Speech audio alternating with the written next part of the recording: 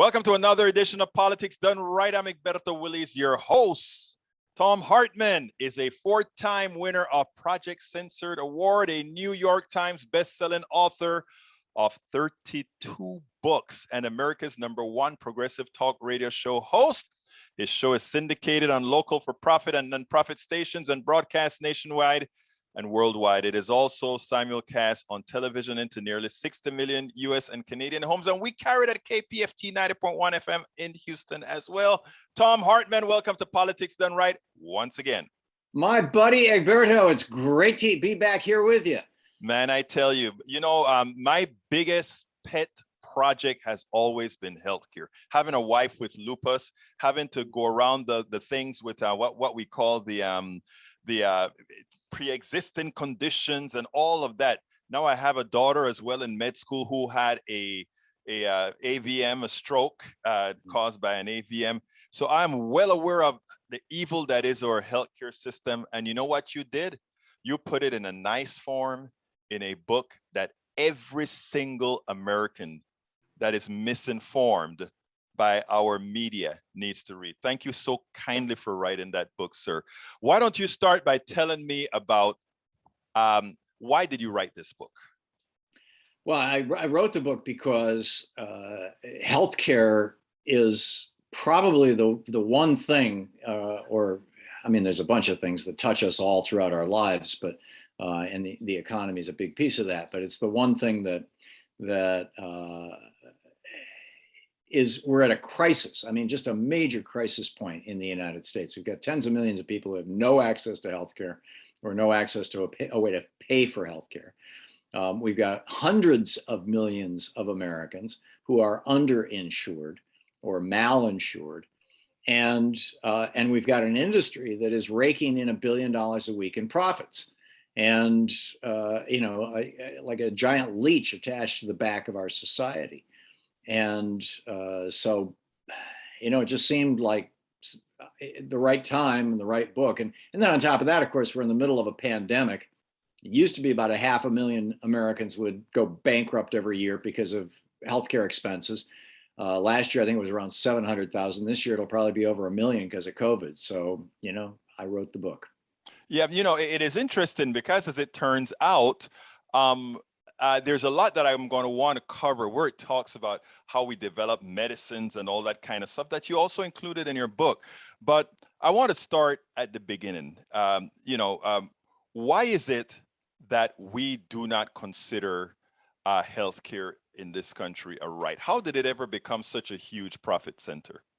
It's an amazing story. It's an absolutely amazing story, which I didn't know until I began researching this book. And it didn't surprise me, but it shocked me. In 1884, Germany got the world's first single-payer healthcare system. It was Otto von Bismarck.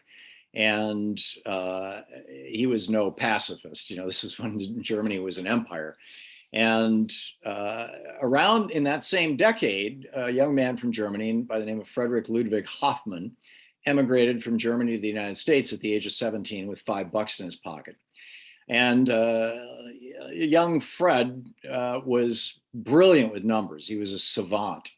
And he ended up going to work for the Prudential Insurance Company, life insurance company. It was the largest insurance company in the country at the time, running numbers on things. And he was the guy who discovered that there was a statistical association between smoking cigarettes and lung cancer, between exposure to asbestos and mesothelioma, between working in cotton mills and lung fibrosis, and between eating a diet high in processed foods and cancer. So he turned his efforts to race. Why was it? And the Prudential life insurance company wanted to know. They were just dabbling with writing policies for Black people at the time. Why is it that Black people in America were dying at higher rates and getting sick at higher rates than were white people? And so Hoffmann did his rigorous numerical research. Back then, neither he nor probably most Americans even understood the concept of systematic or systemic racism. And anyhow, did his math and came to the conclusion, number one, that yes, it's true. And number two, that therefore it must be caused by a genetic inferiority among people of African ancestry, which, by the way, was conventional wisdom in 1896 when he published his book, Race Traits of the American Negro, Race Traits and Tendencies of the American Negro. And then in his book and in his public lectures thereafter, he then jumped from that to a third conclusion, which is that because African Americans were so genetically inferior to white people, and in fact, he even argued that during the slavery period, they'd been just fine because whites were taking care of them. But because they were so genetically inferior, we could solve the race problem in America if we just forbade them from having access to healthcare for just a couple generations, and they'll all die out. Extinct. Yeah. Yes, there you go. And he honestly thought he was going to solve the race problem in America. I mean, this was insane, but he published the book. He went on tour. He traveled around the country. It was a major best-selling book. People in the 1900s, the 19-teens, the 1920s, they all knew about it. In the 19-teens, Woodrow Wilson took some of his theories and used them to develop the American eugenics program that Hitler imitated in the 30s and the 40s and used as the basis for the final solution. And it's the reason why in 1912, when Teddy Roosevelt, with his square deal, when he was running for president for a third term, why Teddy Roosevelt was, or second and a half, 1.5 he had 1.5 terms. Anyway, why Teddy Roosevelt was shot down on, metaphorically, on proposing a single payer healthcare system. It was part of his square deal. And people said, but Black people will get healthcare. We can't have that if we make it universal. It never fails, right?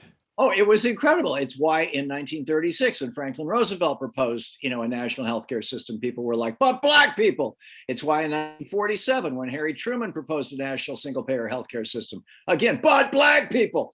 It's why in 1961, when John Kennedy proposed a single-payer system, but Black people.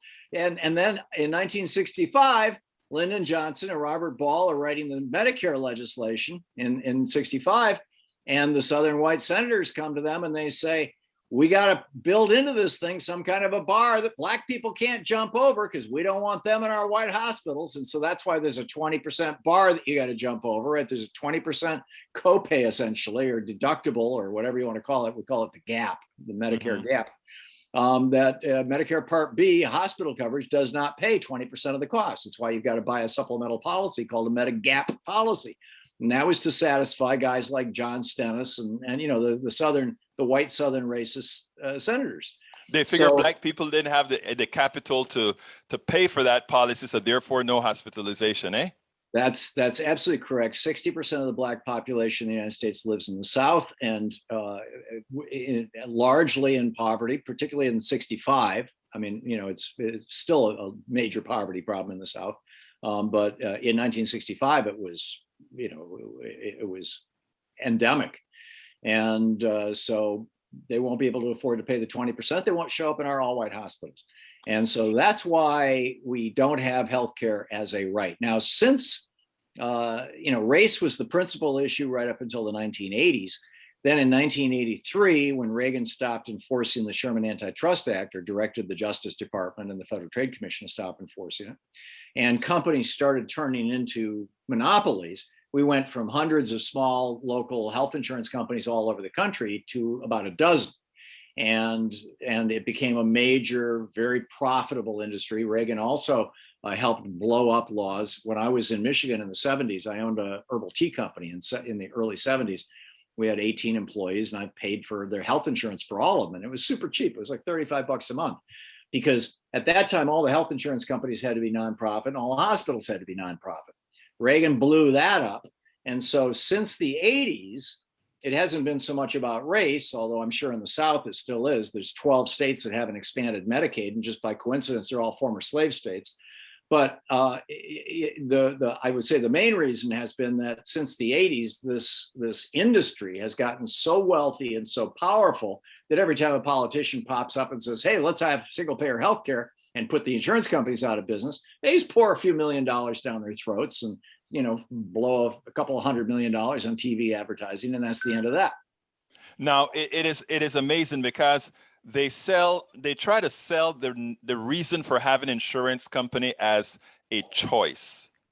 But Right. we really know that each insurance company tells you what medicines you can take, what doctors you can see, what hospitals you can go to. So therefore, they're asking you to relegate your choice to one insurance company as opposed to giving you a Medicare for all system where you decide who you are going to allow this Medicare for all system to pay for your services. How did we get how did we allow the media to promote such a false story? Well, for television, it's a fairly easy answer. You know, big pharma and big hospitals and big insurance companies are all kind of, you know, like joined at the hip. And we are one of only two countries in the world that allows pharmaceuticals to be advertised on television, and they are probably the major revenue source Oh, for yeah. most You television. realize you just made a Freudian slip, right? What did I say? You called our country a company. Oh, yeah. There you go. I thought I corrected myself. Oh no, you did. You did correct yourself. But I get your point. You're absolutely right.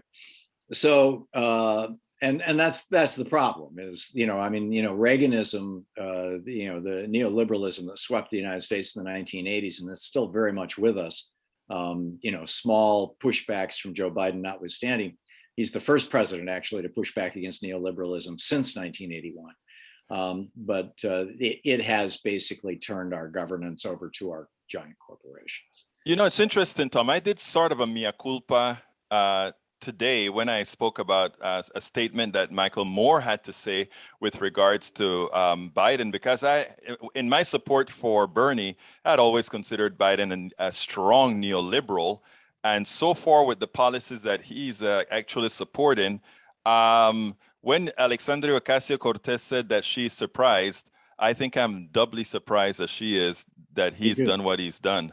Me too. He's acting like a man who either one realizes we're in a crisis and these neoliberal solutions, you know, how do you figure, you know, how we got to figure out a way that somebody can make a buck out of this, that's not the way to go. Or two, is old enough and late enough in his life and is at a position of power where he just doesn't need anybody else and figures, what the hell, I'm going to do the right thing. Or both. And I think it's probably a bit of both. I think it's my gut feeling tells me it's both. Anyway, your book, and folks, I want to get you guys name this book out again, because I think if we are going to change this system, if we're going to get Medicare for all, if we're going to do all the things that are necessary to really get an equitable healthcare system, people have to be educated. And this is, forget about all the other books. This is the book, The Hidden History of American Healthcare. Why sickness bankrupts you and makes others insanely rich. And when I interview you, Tom, it's not about selling a book, but this, for our change, we need to get this book out there. Because yeah, I wrote it as a handbook for yes, Medicare for all activists, basically. It is one of the most honest books I've read, talking about the story about healthcare. I mean, you covered not only healthcare as we know, but important things. Let's talk about what everybody fears. There's a commercial or an ad on a Medicare ad, not a Medicare, an ad on TV talking about the changes that Congress wants to make that forces Medicare to negotiate for prices on drugs. Right.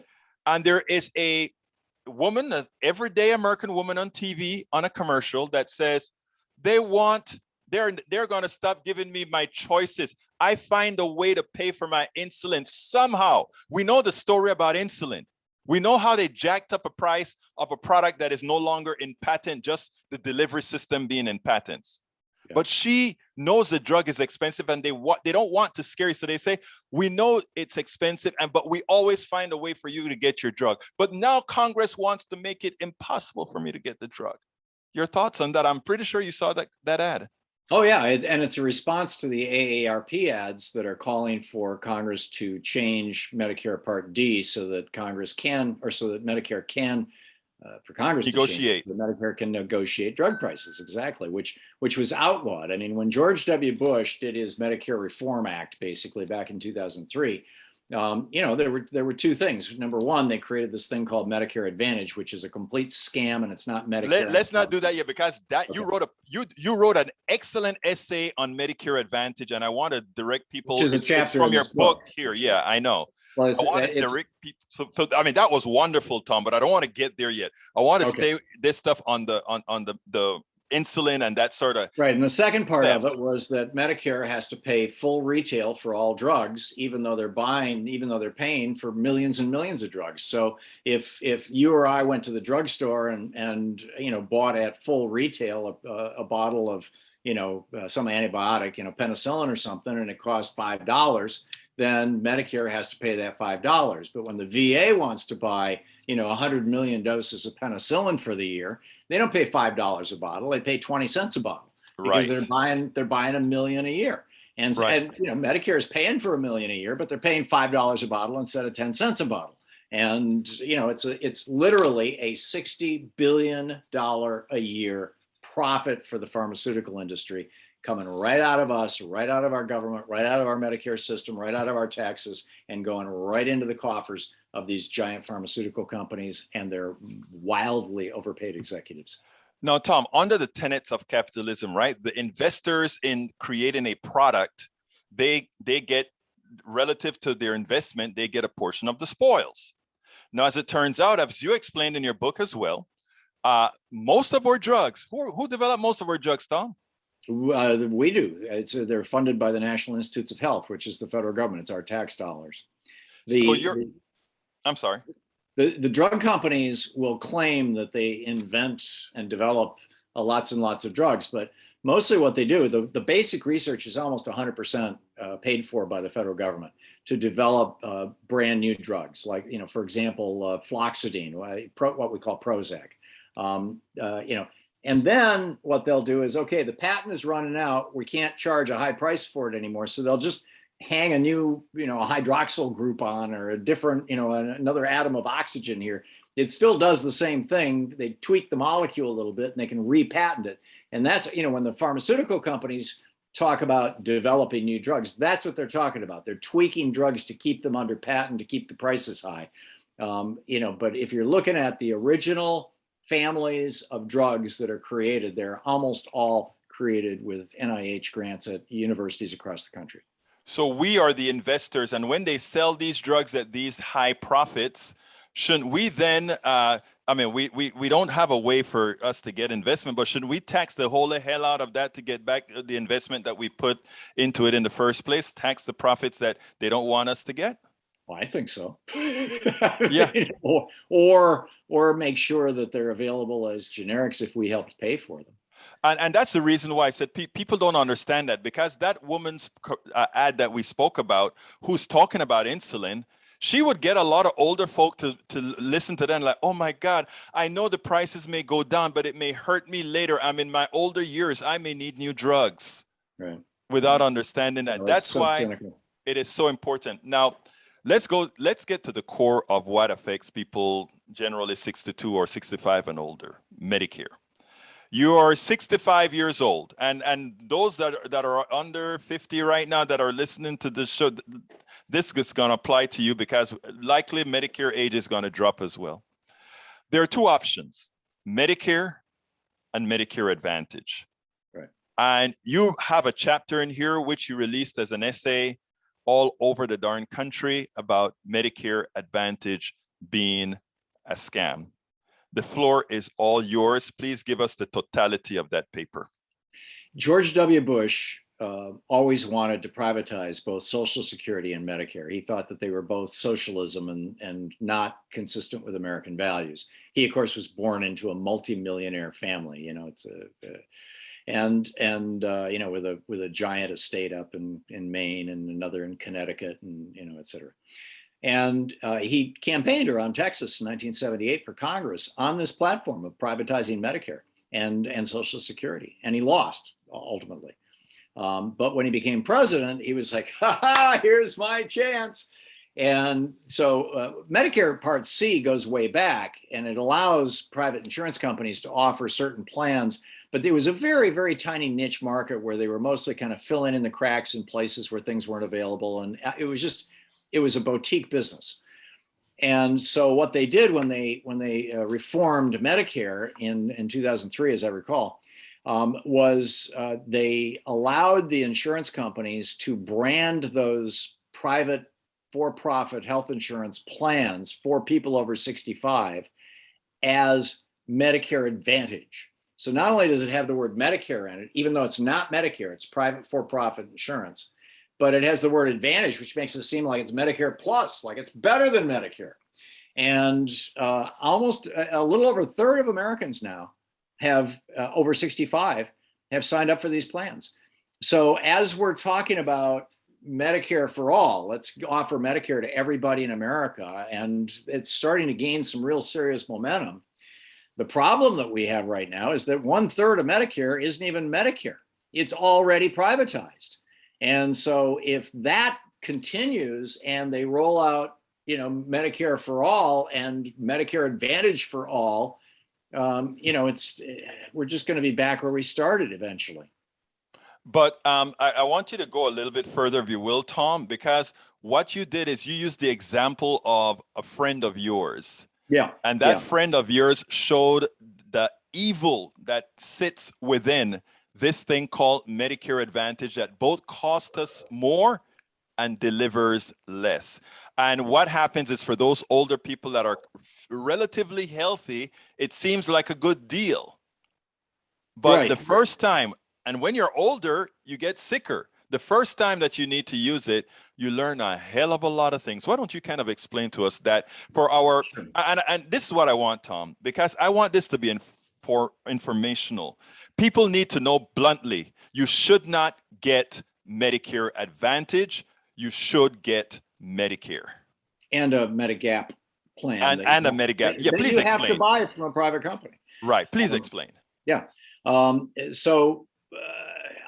have a friend who I used to hang out with. He lives in New York. We used to hang out together down in Greenwich Village back in the early 70s. And I hadn't seen her or even heard of him in years, actually. And we have multiple mutual friends. And one of them told me this story while I was writing the book. And I reached out to him and had a conversation, and it's in the book. And basically what happened was he turned 65. And this was about a year ago. He must be 4 years younger than I am, or 5 years younger than I am. And he turned 65, and he went online to sign up for Medicare, thinking that that's what he should do. He got hopelessly confused because it's kind of a mess.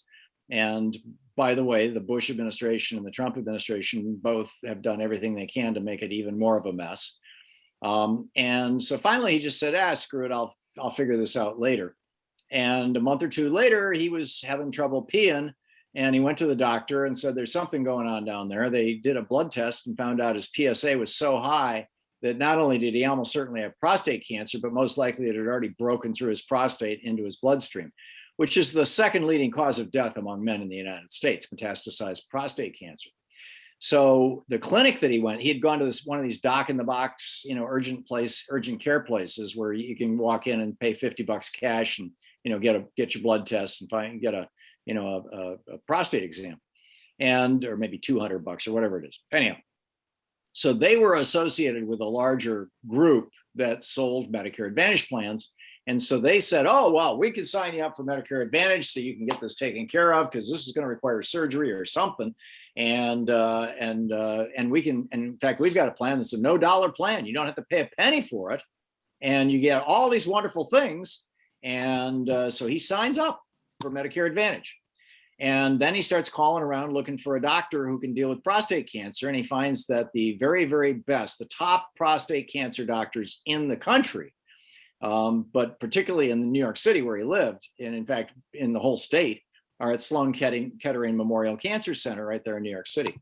And so he makes an appointment, and a month or so later, he goes in for the appointment and presents his Medicare Advantage card, because he had told them he was on Medicare when he called.